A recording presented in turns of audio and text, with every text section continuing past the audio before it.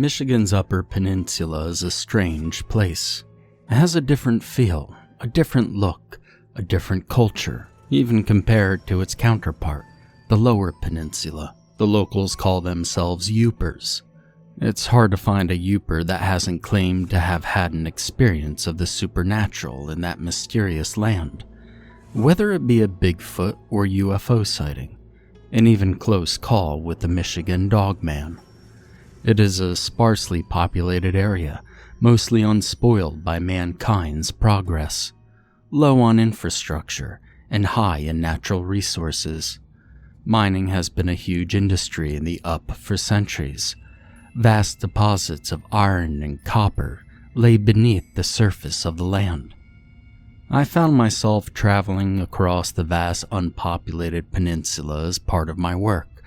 Apparently, my employers couldn't find anyone in the area to surface the Up franchise locations, so I found myself having to travel long distances from my home in northern Lower Michigan. I knew better than my actions would show from the beginning, but I had made myself upset and careless. I pulled into the first gas station north of the Mackinac Bridge, expecting to fill up with gas. But as soon as I looked at the price per gallon on the pump, it put me into a state of mild shock. The price of gasoline had apparently jumped overnight, and at this price, with the distance I would have to travel, I would have to endlessly fight with my employer just to be compensated. With the pump handle already in hand, I paused to wage an internal debate. The price of gas would inevitably decrease as I traveled north, and I didn't need a top-up quite yet. So ultimately, I made the wrong decision and hung up the handle, driving off. I had either overestimated the amount of gas in the tank, or underestimated the sheer amount of undeveloped wilderness between me and my destination. Because after what felt like hours of driving with no civilization and no traffic, my car dinged at me incessantly, the angry red light flashing, low fuel. I know, just hang on. There's gotta be something soon. But it wasn't long at all before my car sputtered and coasted to a complete stop. I didn't have to glance at my cell phone to realize that there were no cell towers within a 50-mile radius of this place. It was the actual middle of actual nowhere. I slammed my fist on the steering wheel and shook my head, reaching over and popping the trunk. I retrieved my empty red plastic gas canister and left my car on the side of the road, trudging forward, the heat of the sun beating down on me. As time wore on, the weather eventually cooled as the sun set. I had already walked several miles, and my feet felt like they were blistering and about ready to start smoking. But the cooler air felt pleasant on my sweat-soaked skin.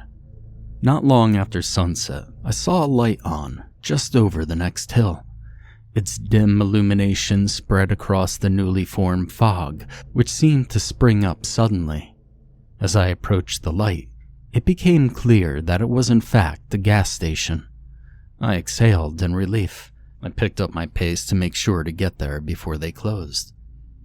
"We're closed," said the elderly man through the glass door of the station when I knocked desperately to get his attention.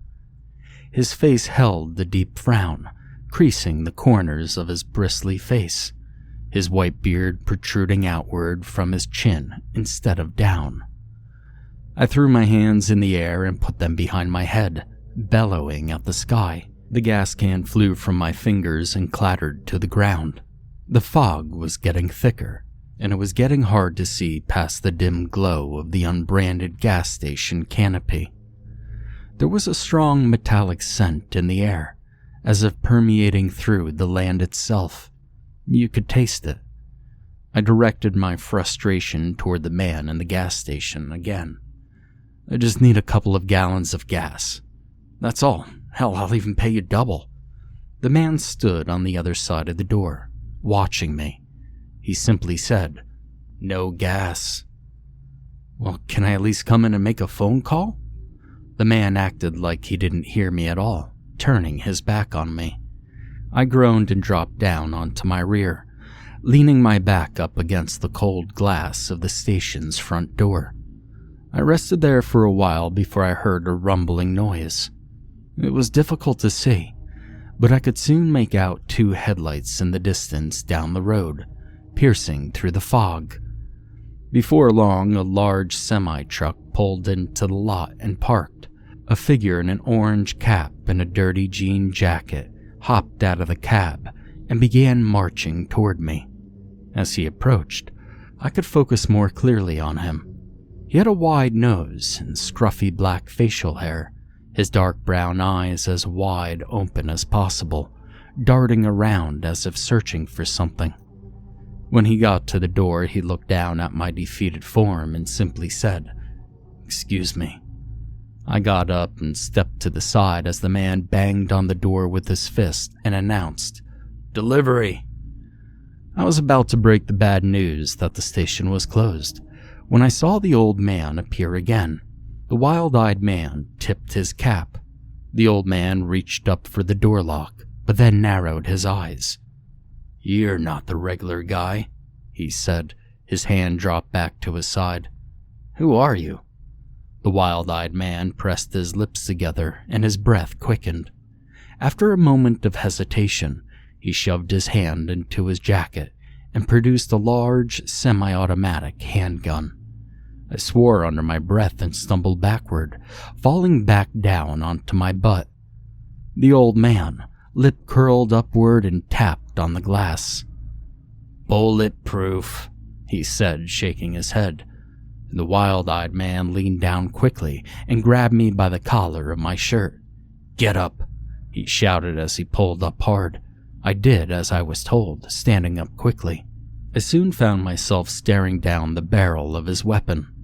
That barrel looks awfully big when at the end is right between your eyes.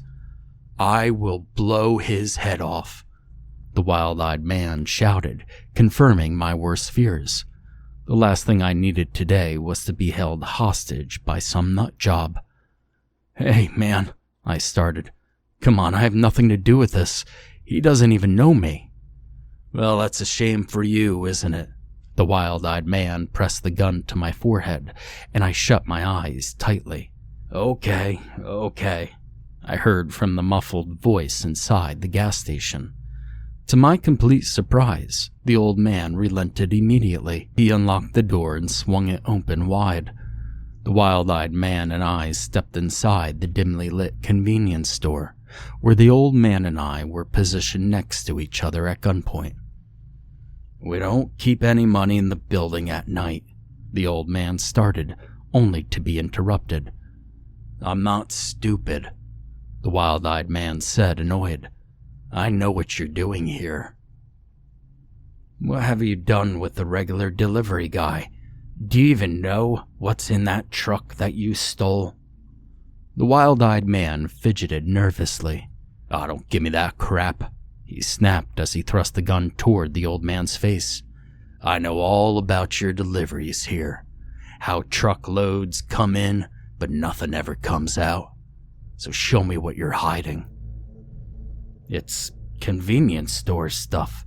Pop, chips, candy, and that's all." The old man looked visibly annoyed and frustrated. "Oh no, that's not nearly all." The wild-eyed man motioned toward the door marked "Staff Only. Keep door closed." He flicked the handgun in that direction. "Open it." The old man let out an endlessly protracted exhale and glared at the wild-eyed man, and then to me briefly, before slowly making his way behind the counter and grabbing the key ring beneath the cash register. He unlocked the door and held it open as we all filled in. Instead of your average cramped gas station back room, we walked into a massive loading bay, a tall garage door on the left side of the room, right in front of a ramp that gradually sloped down, until the ramp was completely underground into a massive tunnel, wide and tall enough for a semi-truck trailer to easily fit. Well, hot damn, I knew it. I could hear the smile in the wild-eyed man's voice as he spoke. I was starting to get curious myself at this point. A strong metallic scent, the smell of pennies, permeated the area, coming up from the tunnel. It bit at my nostrils and even started hurting the fillings in my teeth. I covered my nose, but I could still taste it in the air. The wild-eyed man exclaimed for a few moments, "Well, aren't you going to invite me in?" The three of us descended the ramp, which kept going and going, far longer than I would have thought. The tunnel was lined with very old wooden braces that creaked and dropped dust onto our heads and shoulders as we passed. You could tell the age of the ancient braces by the size of the logs used. Trees just don't come in that size anymore. These trusses were constructed from 2-foot-wide timbers slotted together without fasteners. Broken, decrepit lengths of rope hung from some of them, reminiscent of hangman's nooses. Illuminated by a string of incandescent electric lights, we soon came upon a huge vault door. The door looked more like a recent addition, using more modern tech for the locking mechanism. The old man didn't seem to think there was a reason to argue, because before he even opened his mouth, the wild-eyed man had already pushed the barrel of his gun into the old man's back. He wordlessly punched the passcode into the numbered pad. The vault doors slowly swung open under its own power. Just beyond the door was a second door of the same size and type. The old man entered the small room created by the doors and walked to a computer terminal nested in the wall. He punched in another code and a few more keystrokes. The computer emitted a loud echoing beep that startled the wild-eyed man and me, followed by a deafening whooshing noise. "What's going on, old man?" The wild-eyed man was more nervous than ever. He clearly had no idea what he had gotten us into. The computer screen flashed, pressurized, in giant letters, and followed a second beep. The inner door gradually swung open with a warm gust of metallic air. Now, what we saw on the other side of the door was a darkened mine shaft that seemed to go endlessly on into the depths of the earth. But right in front of us, in the exact middle of the door, was a cylinder constructed of cinder blocks about waist high. It reminded me of the design of those old-fashioned wells you see on westerns and cartoons. The old man stretched his arm toward the wall, palm up, in a presentation gesture. "Well, there it is." The wild-eyed man blinked several times rapidly. "Is this a joke? I'm looking for loot, not some well water." Puzzled, I approached the well and peered down inside. I saw nothing. And I don't mean that I saw an empty well. I mean that I saw nothing. It was pitch black, and the only sound I heard was the wind gently flowing by my ears as it seemed to have a slight suction to it. A ventilation shaft had been constructed directly above it, and it seemed to be sucking air in from the outside. Something about the well was off-putting and almost disorienting. As I stared into its depths, I managed a simple, "Huh?" You see, there was no echo. The sound that escaped my lips simply vanished. It had the bizarre sensation of one of those rooms lined with sound-deadening material, except there was even less reverberation. I shouted, "Echo!" into the hole, but I heard nothing in return. Even the sound echoing off the walls of the tunnel seemed to be sucked in by the black void in the well. The wild-eyed man was soon next to me, peering down into the well. He slowly reached his hand down toward the void, and I noticed that the man had become distracted enough to loosen the grip on his handgun. "Don't touch it," the old man roared, catching both of us off guard. I had already made a grab for the gun, which I successfully pried from his left hand, but clumsily dropped into the well. I expected to hear the gun clacking against the side of the pit, or any sound for that matter, but it just seemed to completely vanish from reality itself. Somewhere in the commotion, the wild-eyed man's right middle finger had touched some sort of surface of the void. The tip of his finger vanished before my eyes. The wild-eyed man yelped and whimpered. "This feels so weird."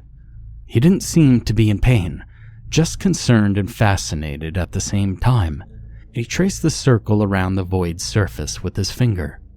The old man knelt down and rummaged through an old wooden toolbox that had been haphazardly left on the cave floor. He stood up, carrying a pair of pruning shears. He handed them to me. His voice was clear and very stern. "Take these shears." He dropped them into my hand. "Cut off the finger at the knuckle. Whatever you do, do not touch the other way." The look on his face told me he was deadly serious. The wild-eyed man had dipped 3 of his fingers into the inky blackness and was swirling them about. I can't feel the tips of my fingers." He came to the dawning realization a bit too late as he tried to pull his fingers out, but the darkness was not giving anything back. He yanked harder and harder, beginning to panic as he pulled so hard he was beginning to separate his knuckles. I took the snippers in one hand and sighed deeply. "Hold still." "What are you doing? My fingers are stuck. Get some grease or something." He wrapped his left hand around his right arm and began pulling. "It won't do any good," the old man said, his voice full of regret. "We call this darkness the one way. It's some kind of gateway to another place. But whatever goes in does not come out." The wild-eyed man screamed in frustration as I lowered the hedge clippers close to the surface of the one way. With shaking hands, I attempted to place the blades on either side of the wild-eyed man's stuck fingers. "Stop! There's got to be some other way." The wild-eyed man shouted and moved away from me. "Trust me, this is the best outcome." The old man spoke solemnly, then pulled his thick leather glove off of his right hand, uncovering a craggy old hand, the index finger missing. I'm thankful there was someone around to do the same for me. I grimaced at the sight. "Let's just get this over with." I slowly lowered the shears toward the wild-eyed man's quivering hand. Wait a minute," the wild-eyed man shouted. "What's on the other side of this thing anyway?" "Now all we know is that this place is not fit for human survival." The old man seemed to grow annoyed. "Now, can we please just get on with it?" "How do you know?" the wild-eyed man asked, pushing me away as I got closer. "I mean, if you can only travel one way, how could you possibly know what's on the other side?" "Listen." The old man's voice was almost at the level of a shout. "If we don't cut those fingers, you are going to bleed out." "He's not even bleeding, though," I protested. "Give me the shears, I'll do it myself. We're wasting time." The old man held his hand out toward me. I mean, do I really have to explain this? The portal is only one way, and as we speak, he's pumping blood out of his fingers, but none is returning. On the other side, his fingertips are turning to overstuffed sausages, filling with blood, if they haven't already burst. "But I don't feel anything," the wild-eyed man stammered, his eyes wet with tears. "Your nerves can't send a signal to your brain when they're on the other side." He frowned at both of us and tapped his foot as we stared at him, hesitating. "Are you done stalling? It'll be easier if we just get it over with." I turned and I faced the wild-eyed man, staring into his deep brown eyes. He sighed and nodded. "Make it quick." I positioned the shears as quickly as I dared to the surface of the one-way without touching it. I maneuvered the blades on either side of his fingers, debating on whether I should take one finger at a time or all 3 at once. The wild-eyed man had gathered up some of the cloth from his shirt in his mouth and bit down hard, squeezing his eyes shut tight. All of a sudden, the wild-eyed man screamed in my ear as his hand came violently downward, as if being yanked down. The shears fell from my hand and into the void, disappearing forever. Also disappearing was the wild-eyed man's entire hand, above his wrist. Now at this point, he had become hysterical, screaming bloody murder and reciting every obscenity he knew. "Something's pulling at me," he wailed. "There's something alive in there. It's trying to pull me in." The old man's eyes were fully wide. Oh, God. He moved with the speed of a much younger man, grabbing a rusty old hacksaw from the ancient toolbox, then nearly bowling me over on his way to the well. "Hold him steady," he bellowed as he positioned the blade of the saw in the crook of the wild-eyed man's elbow. No longer hesitating, I grabbed the wild-eyed man's shoulders, but still he resisted, so I wrapped my arm around his neck and put him into a chokehold, squeezing as tightly as I could. "I'm sorry," that was all the old man said before going to work. The dulled saw blade ripped through skin, tendon, and muscle as he made a jagged cut through the wailing man's arm. The old man worked up a sweat as the blade reached bone. He put all of his muscle into his strokes, making short work of it. Blood flowed everywhere, coating the old man's hands and arms. The saw flicked blood and gore up into our faces. Most of the blood disappeared down the void. Suddenly, there was another sharp, strong yank, and the old man's work was instantly undone. The thing from the other side had pulled the wild-eyed man's arm all the way in, up to his shoulder, almost taking me with him. His hoarse screams filled the cavern. The old man stumbled backward when it happened, only to quickly recover to assess the situation. Oh God, no. Not only was the wild-eyed man's entire arm trapped by the void, but it had taken his ear and some of his cheek. He desperately tried to move his head up from the blackness, but it was tightly fastened. His legs were the only thing grasping to the wall of the well. He had been taken so far in.